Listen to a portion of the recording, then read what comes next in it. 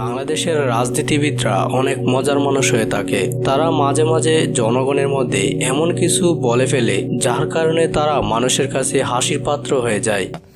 এই অমানবিকতা অমানবিক আরে তো জিবাট কেমন অনামিক এই লিস্টে সাবেক মাননীয় প্রধানমন্ত্রী শেখ হাসিনা, সাবেক প্রধানমন্ত্রী খালেদা জিয়া এবং ওবায়দুল কাদেরের এমন কিছু বক্তব্য রয়েছে যেগুলো শোনার পর কোনোভাবে আপনি আপনার হাসি থামাতে পারবেন না।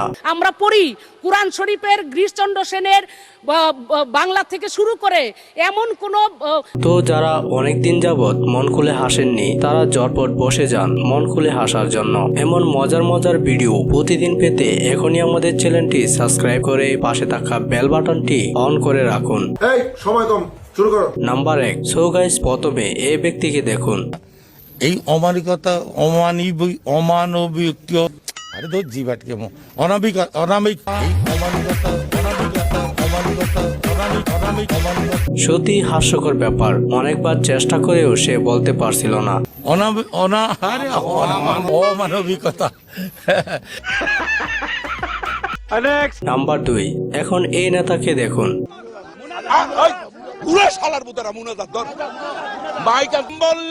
চাকরি থাকবে না। এই নেতা কিভাবে সবাইকে জোর করে মোনাজাত করাচ্ছে।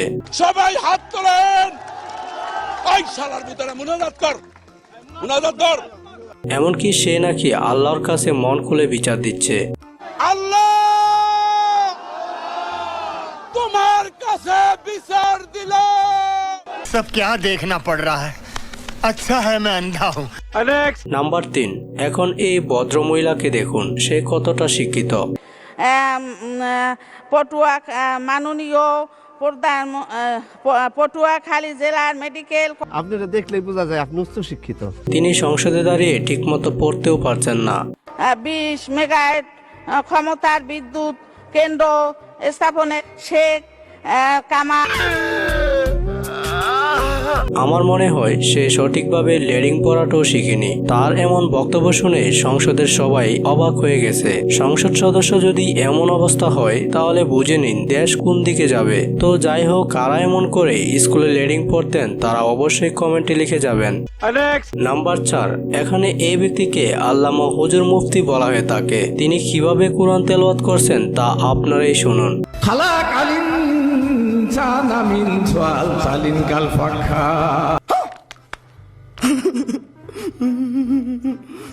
তিনি কি কোরআন তেলাওয়াত করছেন নাকি গান গাচ্ছেন আমি ঠিক মতো বুঝতেও পারছি না। আপনারা কি বুঝতে পারছেন? কমেন্ট করে জানিয়ে দিন।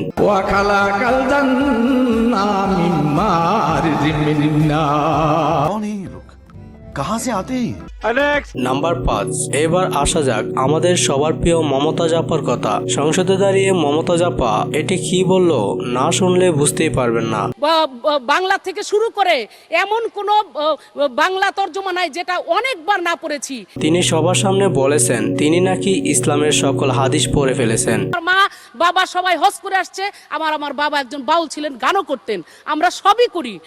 5 ওয়াক্ত নামাজ পড়েন, কপালে দাগ পড়ে গেছে, আপনি তো সেলসেলায় বেচতে যাবেন। এবং ইসলামের সকল হাদিস পড়ে তিনি গায়িকা হয়েছেন। এমন কোন খণ্ড নাই যেগুলা না পড়েছি। এগুলা প্রকাশ করার জিনিস না। माथा नष्ट। দেখা আপনি লাপরওয়াহি কা নতিজা। তো গাইস, মমতাজ আপার কথা শুনে বুঝতেই পারছেন তিনি কতটা আবেগ বিসর্গ হয়েছেন। তার কাছে মিজানুর রহমান আজারিও ফেল। নাম্বার 6। এই মন্ত্রী সংসদে দাঁড়িয়ে কি বলছেন তা শুনুন।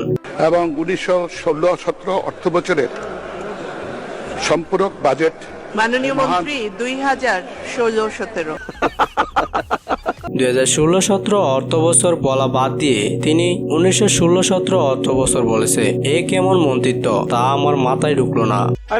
নাম্বার 7। তো এখানে এই হুজুর কি দোয়া করছেন তা আপনারা একবার শুনুন। জাতির জনক এবং তার পরিবারকে যারা হত্যা করেছে, আল্লাহ সকলকে তুমি জান্নাত দান করে দিও আল্লাহ। তিনি আল্লাহর কাছে দোয়া করছে বঙ্গবন্ধু এবং তার পরিবারকে যারা হত্যা করেছেন তাদেরকে যেন আল্লাহ জান্নাত নসিব করেন। নাম্বার 8। এই মহিলার বক্তব্য শুনুন। খালেদা জিয়া 2008 সালে তত্ত্বাবধায়ক সরকারের কোলে উঠেছেন, আবার কি কোলে ওঠার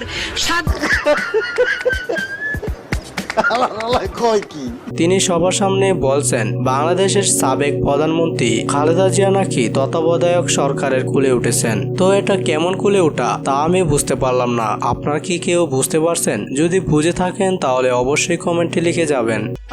নাম্বার 9, এখানে খালেদা জিয়ার সামনে তারই লোকজন তার অসম্মান করে ফেলে। মুখ্যমন্ত্রী খালেদা জিয়াকে এক মুহূর্ত ক্ষমতায় দেখতে চাই না।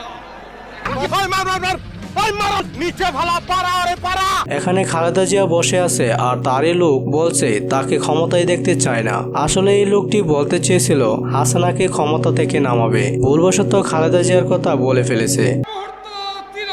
মুখ্যমন্ত্রী শেখ হাসিনাকে ক্ষমতায় দেখতে চাই না। নাম্বার 10, সো গাইস, এখানে এই ভদ্রমহিলা সংসদে ঘুমিয়ে গেছে। সবাই ভেবেছে মারা গিয়েছে। তার অ্যাটিটিউড দেখে সবাই ভয় পেয়ে গেছিল। পরে যখন তাকে নাড়াচাড়া করা হয় তখন সে লাফ দিয়ে ওঠে।